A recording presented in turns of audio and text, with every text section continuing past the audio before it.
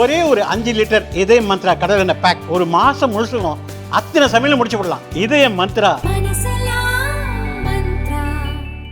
புதிய பாடத்திட்டங்கள் கொண்டு வருவதற்கான ஒரு குழு அமைக்கப்பட்டிருக்கிறது. அது கலை அறிவியல் மற்றும் பொறியியல் மற்றும் தொழில்நுட்ப கல்லூரி என்ற அளவில் தொழில்நுட்ப கல்லூரியை பொறுத்தவரை 7 புதிய பாடப்பிரிவுகள் கொண்டு வரப்பட்டுள்ளது.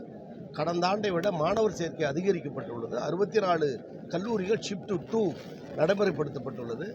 4 மாதத்தில் 15 புதிய கலை அறிவியல் கல்லூரி கிராமப்புற கல்லூரிக்கு கொண்டு வரப்பட்டுள்ளது.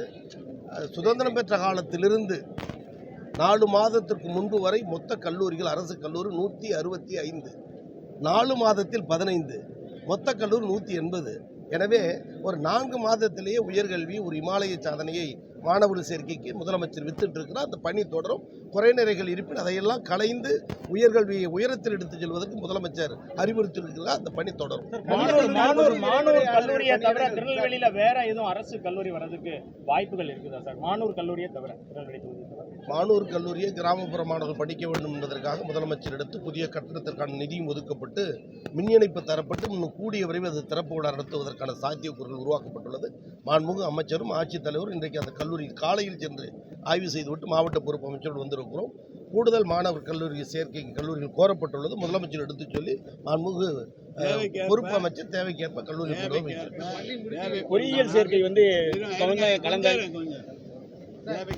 தேவைப்படுமானால் நான் முதலமைச்சருடைய அனுமதியை பெற்று இந்த பகுதியில் அரசு கல்லூரி ஒதுக்குவதற்கு வாய்ப்பு இருக்குமானால் அதை செய்வதற்குரிய அனைத்து முயற்சிகளும் எடுக்கப்படும். இப்ப காலுங்க நீங்க சார் பொறியியல் கலந்தாய்வு அட்டவணையை வெளியிட்டிருக்கீங்க. இந்த வருஷம் பொறியியல் சேர்க்கையில் எவ்வளவு மாணவர்கள் சேர்க்கப்படும் அப்படிங்கிறத நம்புறீங்க?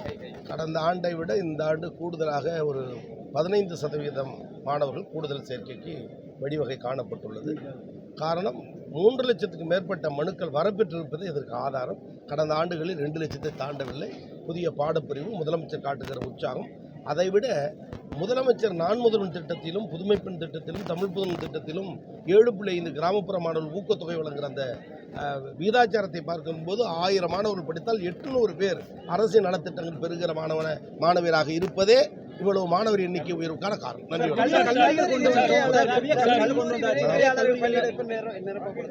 கல்லூரி பணியாளர்கள் விரிவுரையாளர்கள் பணியிடங்கள் எப்ப நிரப்பப்படும்? அதுக்கான கடகரசு பொறுப்பேற்றதற்கு பிறகு சுமார் 2000 கௌரவ உரிமையாளர்கள் விரிவுரையாளர்கள் பணி அமர்த்தப்பட்டுள்ளது.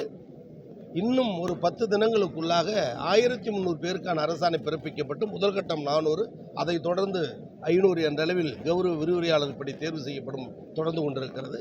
நிரந்தர பணியாளர்கள் ஆசிரியர் பணிக்கு 4000 பேருக்கு தேர்வு நடத்த திட்டமிட்டு வரும் ஜூலை மாதம் அல்லது ஆகஸ்ட் மாதத்தில் நடத்த இருக்கும். இடையில் நீதிமன்ற தடை உத்தரவு சில தொழிற்சங்கங்கள் ஏற்பட்டிருப்பதால் நிலுவை. அது கூடிய விரைவில் சரி செய்யப்பட்டு நிரந்தர பேராசிரியர் பணியும் நிரப்பப்படும். தற்காலிக கௌரவ உரிமையாளர் பணி நிரப்பப்படும் என்பது தெரியும்.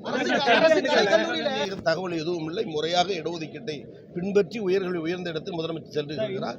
இந்தியாவில் இருக்கிற மாநிலங்களில் இடஒதுக்கீட்டிற்கு முதலில் குரல் கொடுத்து முன்னேறிய மாநிலம் தமிழ்நாடாக இருக்கும் பொழுது அது முறைகேடு தவறு என்று சொல்வதெல்லாம் வதந்தியான செய்திகள், பொய்யான பிரச்சாரம்.